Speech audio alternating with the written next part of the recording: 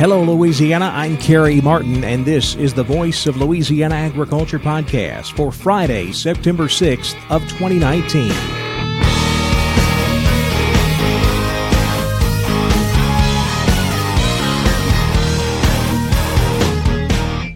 Welcome to the Voice of Louisiana Agriculture podcast, a look at the latest news in Louisiana agriculture.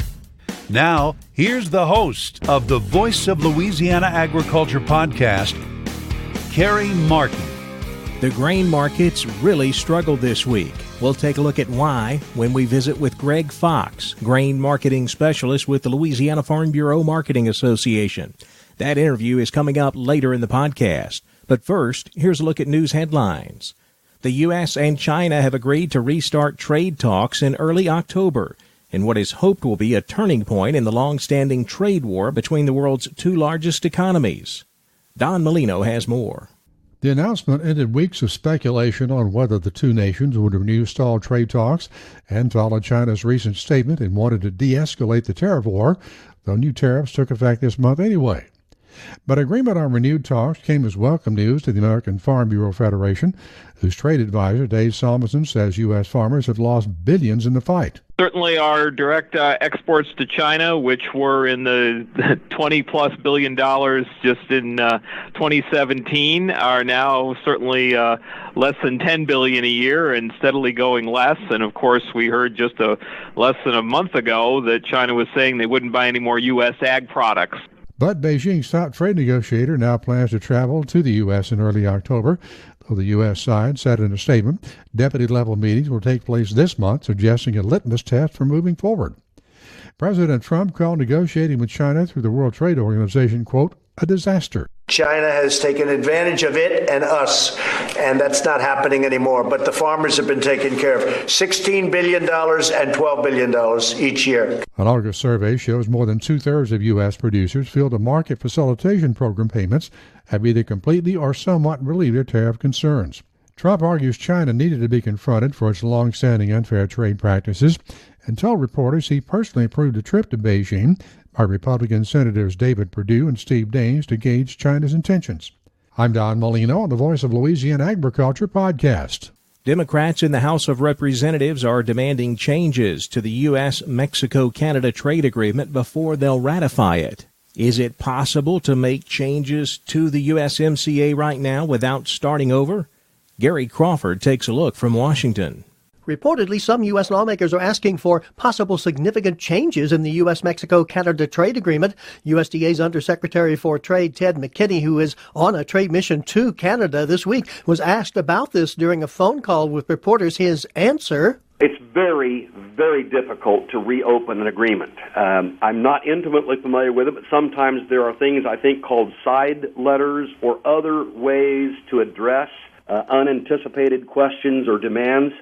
But it would be very, very difficult to reopen the entire negotiation.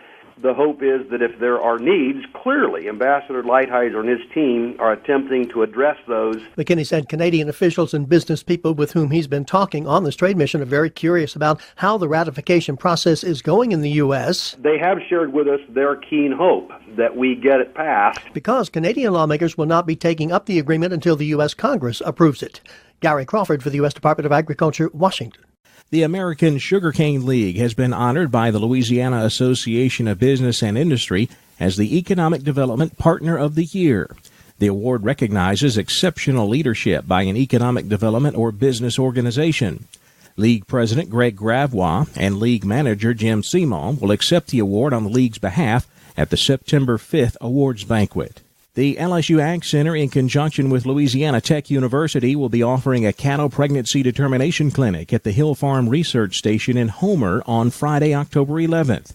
Attendees will learn the basics of cattle reproductive anatomy, determining pregnancy by palpation, basics of pregnancy blood testing, and will have the opportunity to practice on live cattle. Space is very limited. If you'd like to get into the class, call the Hill Farm Research Station in Homer to reserve your spot.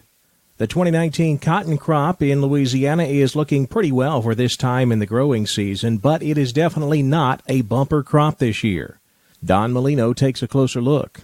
LSU Ag Center Extension Service Cotton Specialist Dr. Dan Fromme at the Deanley Research Station in Alexandria says Louisiana's cotton crop is in the fair to good range right now. Not much of it is considered excellent or very good this year, less than 10% actually. So I don't think we're expecting a bumper crop this year by any stretch of the imagination. When we kind of put a number on it, we're looking at somewhere from about 900 to 950 pounds of length this year across the state as far as the average concerned, which would be 150 pounds less than last year. Many factors contribute to this that are really prolonged planting season this year. We got underway with real good conditions in the last week of April, the first week of May, and then pretty well came to a halt. A lot of rain afterwards, and so anyway, our planting season was pushed all the way through, the middle of June. So we're talking about a big difference in the maturity of the crop right now. Fromme says yields are down this year in the 900 to 950 pound range due to late planting and the crop maturity being 5 to 6 weeks late. Excessive amount of rainfall that we received right after planting. The crop just didn't get off to a good start. From an insect standpoint, there was just some tremendous plant bug issues. A lot of producers at this time have, a lot of high insecticide costs this year going into the defoliation season. We've had better years. Right now, we're dry across the state. Right now, about, a third or 33% of the crop has open bolls and is getting ready to get defoliated. Harvest operations are going to get into full swing here in another week to 10 days here. Of course, with the cotton crop being so varied in maturity, a lot of it won't even be defoliated till October. And considering, weather, we just hope we can get it out by November 1st. Fromme also serves as the Louisiana corn specialist. He says that harvest is just about wrapped up. 95% of it has been harvested. Yields have been all over the board. Some farmers have been quite pleased, and then just the reverse. Some farmers have been very disappointed. Some farmers across the state, yields are off anywhere from 10 to 20% this year. Number of factors, late planting date, and then excessive amount of rainfall right after emergence. Corn just cannot handle that much rain right after emergence. So it's sat in water for a good while, and that's some of the reasons that we're seeing the big variation this year in corn yields. To put a number on it, it's not going to be one of our best, but preliminary yields that are coming in, we could probably say anywhere from 165 to 175 bushels will be our state average this year. Of course, we've been spoiled last 2 or 3 years where we've had been in the 170s to the mid 180s. I'm Don Molino on the Voice of Louisiana Agriculture podcast. That is a look at some of the latest news headlines in Louisiana agriculture. Remember, you can always check our website, voiceoflouisianaagriculture.com or voiceoflaag.com, to get updated on all the latest news and happenings in Louisiana agriculture. While you're there, sign up for our daily e-newsletter. It's called The Daily Voice. Click the button in the middle of the home page there on the website, fill out your name, your email address, and we'll send you all the latest news right to your inbox every weekday morning at 5 a.m. Now let's look at the markets on the Voice of Louisiana Agriculture podcast. Lower prices to end the week with red ink across the board in soybeans, corn, and wheat today. Virginia McGathy is with McGathy Commodities on the edge of the trading floor in Chicago. I think that everyone's kind of given up hope on this week. We'll start again on Monday. I think we could get a little bit of a shot in the arm come Monday. But speaking of just today, there's a couple of bearish items out there that kind of soured anyone from stepping in and trying to buy this market right now.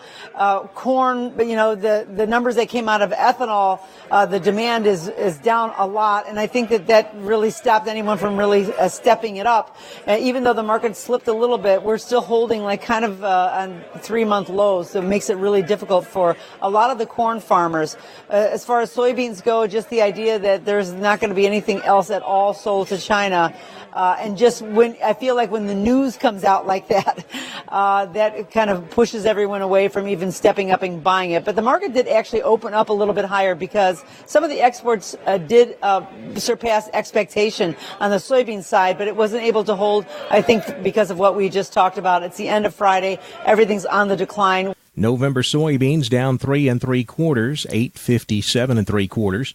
January beans down 3 1/2, 872. Corn was lower. December down 3 1/4, 355 1/2.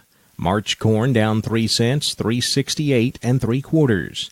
New crop July wheat down a penny at 4.79 a bushel. Rough rice was about the only positive trade we saw today. The November contract was unchanged, 11.96 1/2. January rice up 2 cents, 12.15 a hundredweight. November sugar down 6 points, closing the week at 25.75 cents. Now with a look at the cotton market, here's Don Molino. Cotton futures lower Friday afternoon. The weekly export sales report showed 162,882 running bales in 2019-20 upland cotton sales during the week of August 29th. That was up 11.5% from last week and 76% larger than last year for this week.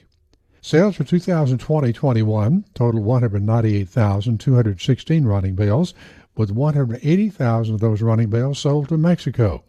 The Cotton K Index up 45 points on September 5th at 69.65 a pound. The weekly average world price now 51.57, up 12 cents from the previous week and still below loan rate. December cotton Friday afternoon 58.58 down 54, March 59.31 down 51. The spot market price 56.73 down 43. I'm Don Molino on the Voice of Louisiana Agriculture podcast. At the Red River Livestock Auction, Coshada, Louisiana this week, 2 to 300 pound steers range from 95 cents to $1.80 a pound. 3 to 4 weight steers brought 87 cents to $1.75. 4 to 5 weight steers $1.09 to $1.52. 5 to 6 weight steers $1.09 to $1.35. With 6 to 7 weight steers bringing $1.04 to $1.29 a pound. Cows range from a low of $225 to a high of $825 a head. Cow-calf pairs brought $450 to $1,300 a pair. Cattle futures sharply lower. October live cattle limit down $3 at $94.87. September feeder cattle down $1.05, $133.35. Well, as we've already mentioned, it was a tough week for the grain markets. We'll dig deeper into what happened with Greg Fox, grain marketing specialist with the Louisiana Farm Bureau Marketing Association. Greg Fox is next on the Voice of Louisiana Agriculture podcast.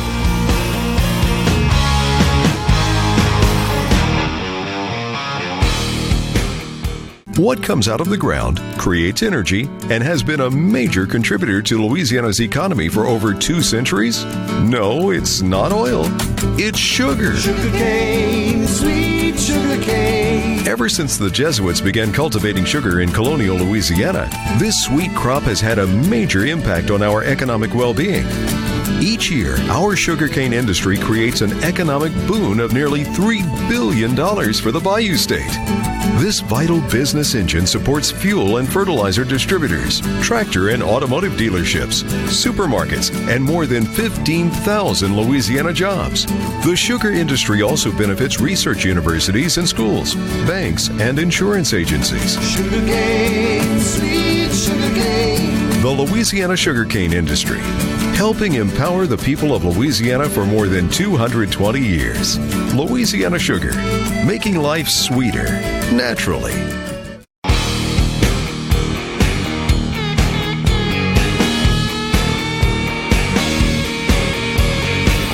The Voice of Louisiana Agriculture podcast. Our guest today is Greg Fox, a grain marketing specialist with the Louisiana Farm Bureau Marketing Association. Greg, we're talking here on Friday afternoon, and boy, it just looks like these grain markets got really beat up this week. What was going on? Just kind of lack of fresh news and new direction. You know, it was a short trade week, so that kind of throws a wrench into things.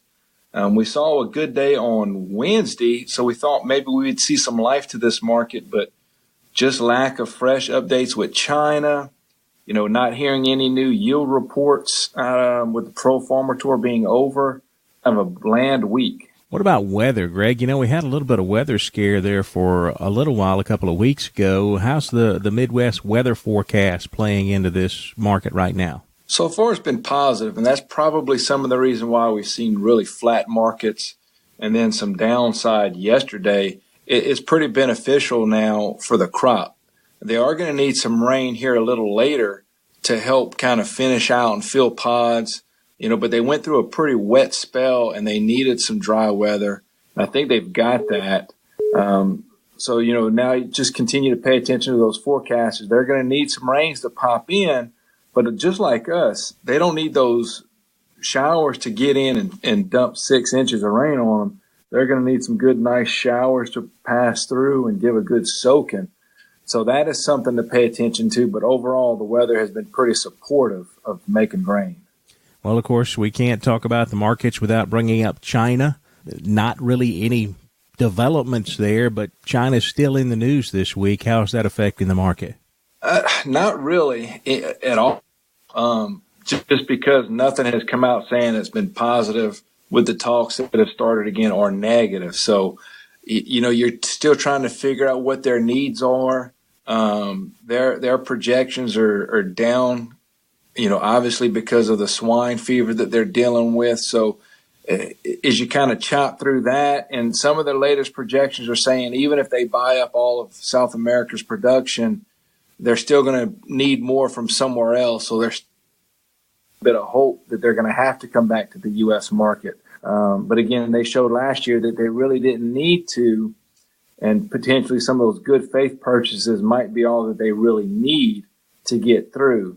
But hopefully we see more out of them here next week, and hope that we get something done. But I think it's unlikely right now that we get anything done anytime soon. Well, Greg, we're wrapping up corn harvest here in Louisiana. What kind of yield reports have you heard, and any challenges or anything that you faced in marketing this 2019 corn crop?